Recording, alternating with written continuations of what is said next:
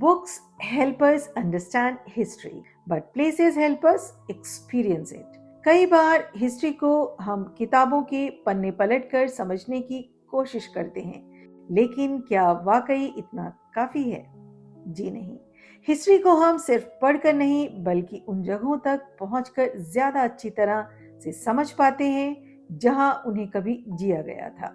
तभी हमें एहसास होता है कि जो हम आज हैं और जो कभी हम हुआ करते थे, उस सफर को तय करने के लिए समय ने कितने बदलाव देखे होंगे और कितने मरहलों से गुजरना पड़ा होगा। और इसीलिए आज के कैनेडियन सफरनामा में हम एक्सप्लोर करने जा रहे हैं एक ऐसी ही खास जगह, न्यू बर्कविल का हिस्टोरिक स्कूल। हमने अपने पिछले कैनेडियन सफरनामा में एक हेरिटेज विलेज के फ्रीजन हाउस बर्न को एक्सप्लोर किया था, और आज हम उसी विलेज के एक और खास हिस्से तक आ पहुंचे हैं। ये है न्यू बर्कविल का हिस्टोरिक स्कूल।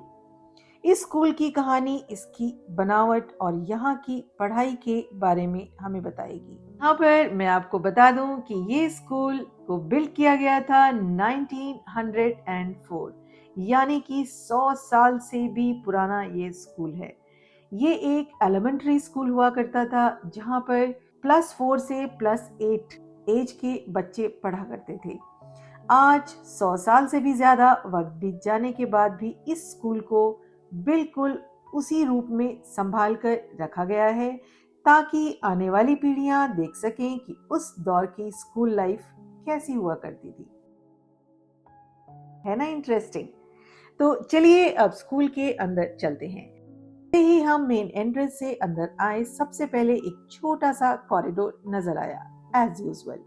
यहाँ पर एलियट ने मुझे बताया कि इसी एंट्रेंस से जो स्टूडेंट्स थे they used to enter in the school. Corridor की एक तरफ आज भी वो पुराने हुक्स लगे हुए हैं जहां वो स्टूडेंट्स अपने कोट्स और बूट्स को हैंग किया करते थे, और मुझे ये भी बताया गया कि कुछ उन्होंने एज अ सैंपल कुछ बूट्स को वहां पर आज भी टांग कर रखा है, ताकि विजिटर्स को पता चले कि उस दौर के बच्चे किस तरह के फुटवियर पहना करते थे। अभी मेरी नजर कॉरिडोर के दूसरी तरफ रखी हुई क्वीन विक्टोरिया की तस्वीर पर गई। तो यहाँ पर एलियट ने मुझे बताया कि उस समय कनाडा ब्रिटिश क्राउन के अंडर था, इसलिए उस दौर के मोनार्क की तस्वीर हर स्कूल में लगाना मैंडेटरी होता था। तो थोड़ा आगे बढ़ते ही मुझे कुछ वुडन बेसबॉल बैट्स दिखाई दिए।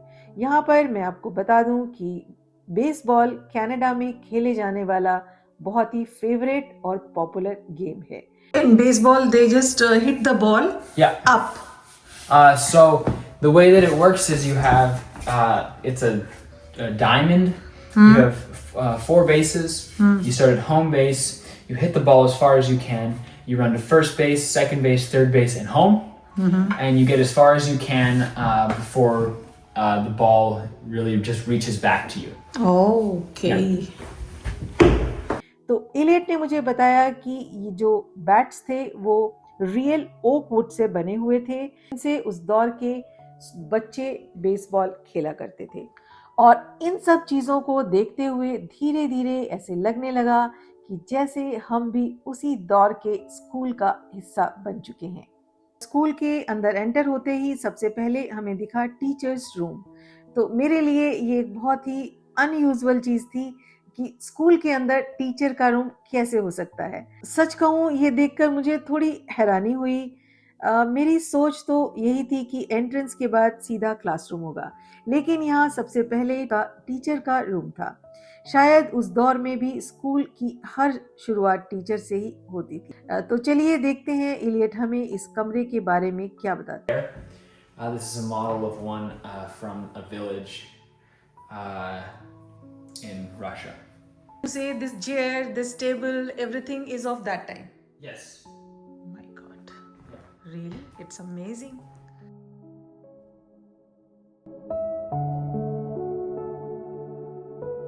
For students, you can imagine how incredibly packed it would have been. It was more of a bench set up back then with so many students. And then they would have day, and then they would go home and work in the evenings. Many students never graduated. तो जैसा हमने यहाँ सुना कि ये एक one room school था जहाँ अलग अलग उम्र के लगभग 40 बच्चे एक ही क्लासरूम में पढ़ते थे। उस दौर में हर बच्चा अपनी पढ़ाई पूरी नहीं कर पाता था। काफी बच्चों को छोटी उम्र में ही स्कूल छोड़कर अपने परिवार के साथ एग्रीकल्चर और खेती बाड़ी के काम में हाथ बटाना पड़ता था। ये सब सुनते हुए एक बात जरूर महसूस हुई, सफर कभी आसान नहीं होता, लेकिन हर दौर अपनी अगली जनरेशन के लिए एक मजबूत बुनियाद जरूर छोड़ जाता है और शायद इसी में हिस्ट्री की सबसे बड़ी खूबसूरती छुपी है। तभी अचानक मेरी नजर वहां रखे एक बहुत ही पुराने क्लासिक पियानो पर पड़ी जो देखने में बड़ा ही खूबसूरत था। और मैंने जब इसके बारे में मालूमात की तो मुझे पता चला कि वो एक पुराने चर्च से लाया हुआ पियानो था और जो दरअसल एक पंप ऑर्गन था जिसे पैरों से पेडल्स चला के बजाया जाता था। और फिर मैंने सोचा चलिए कुछ पल के लिए ही सही उस दौर का हिस्सा बनने की कोशिश करते हैं। इसके बाद एलियट ने मुझे ब्रिटिश यूनियन जैक भी अनफोल्ड करके दिखाया जो कि साइज में बहुत ही बड़ा था और उस कॉलोनियल पीरियड में स्कूल्स में ब्रिटिश यूनियन जैक को अनफोल्ड करना मैंडेटरी हुआ करता था। छोटा सा स्कूल, बहुत सारे बच्चे, छोटी सी जगह लेकिन बहुत सारी उम्मीदें। इन सब के बारे में सोचते हुए अचानक डोर खुला और हम पहुंच गए बाहर। बाहर का नजारा खूबसूरत तो था ही, लेकिन सच कहूं उस दरवाजे के उस पार मेरे लिए एक और नया एक्सपीरियंस इंतजार कर रहा होगा, ऐसा मैंने बिल्कुल नहीं सोचा था। और शायद इसी वजह से मेरी एक्साइटमेंट और भी बढ़ गई। तो चलिए देखते हैं आगे क्या था। थोड़ा आगे बढ़ते ही मेरी नजर सबसे पहले उस स्प्लिट डोर पर पड़ी जिसे मैं सेकंड टाइम देख रही थी इस विलेज में। सच कहूं इसे देखकर मैं एक बार फिर से एक्साइटेड हो गई।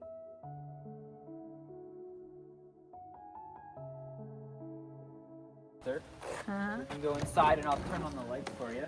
Okay. You can just leave that open. So this is also part of the school.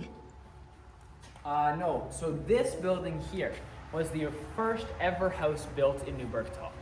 पहली नजर में मुझे लगा कि शायद ये भी स्कूल का ही हिस्सा होगा, लेकिन मुझे बताया गया कि दरअसल न्यू बर्गटल में बनाया गया ये पहला घर था। इस घर में 4 रूम्स हुआ करते थे और ऊपर एक एटिक भी था।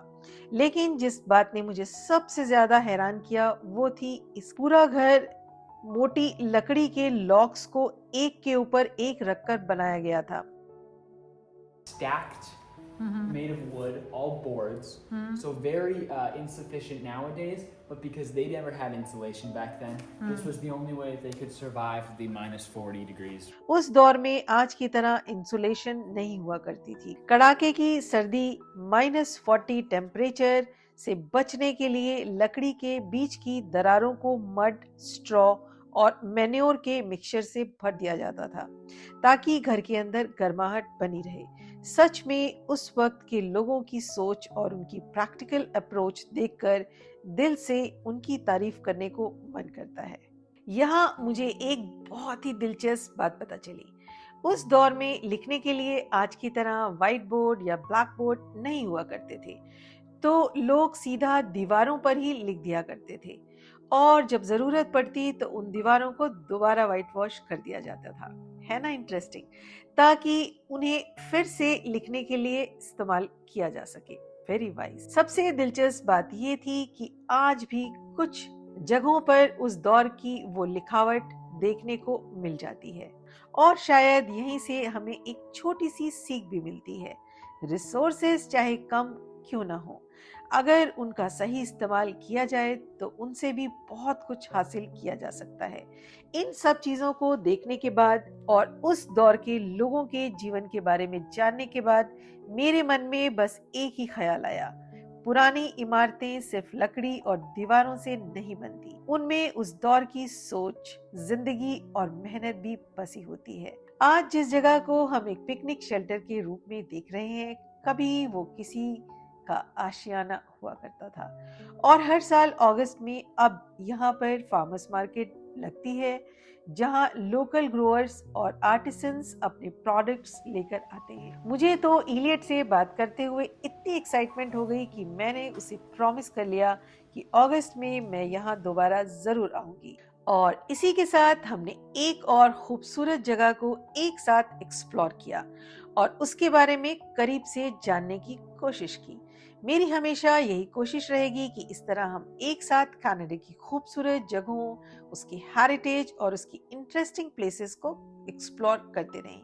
अगर आपको आज का ये कैनेडियन सफरनामा पसंद आया हो तो इसे अपने फ्रेंड्स और फैमिली के साथ जरूर शेयर कीजिए और कमेंट्स में मुझे जरूर बताइए कि इस सफरनामा का कौन सा हिस्सा आपको सबसे ज्यादा पसंद आया।